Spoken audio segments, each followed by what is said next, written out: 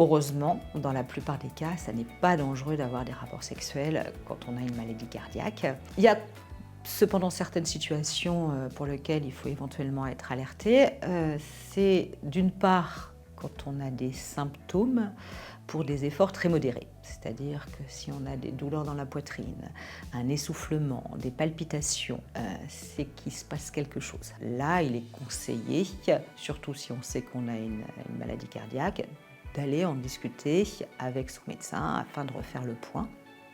Et en général, les choses se règlent assez simplement. C'est vrai qu'il y a certaines situations qui sont plus à risque que d'autres pour éventuellement provoquer un événement cardiaque, surtout quand on sait qu'on est cardiaque. Ce sont les rapports sexuels avec plusieurs partenaires en même temps et le sadomasochisme. Donc ce sont des situations qui existent.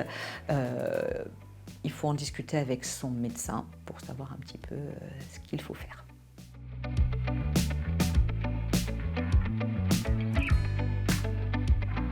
Les troubles de l'érection peuvent être dus, d'une part, à la maladie cardiaque ou au diabète, ou alors peuvent être dus aux médicaments.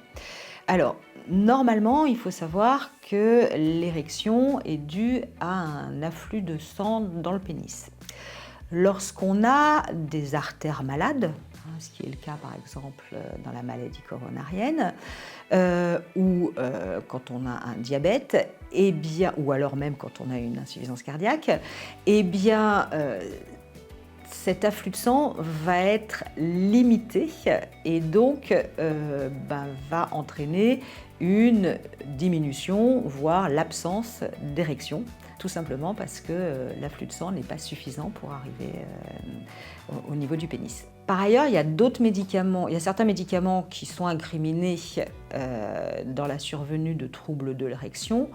On parle souvent de la classe des médicaments bêta-bloquants qui peuvent aggraver une situation préexistante.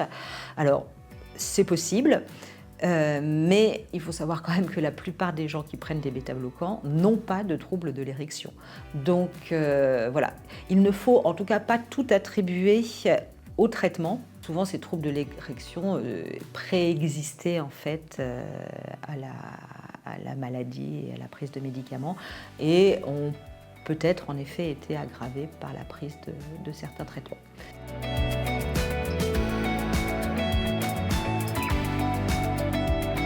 Les solutions, oui, il en existe. Il existe des solutions.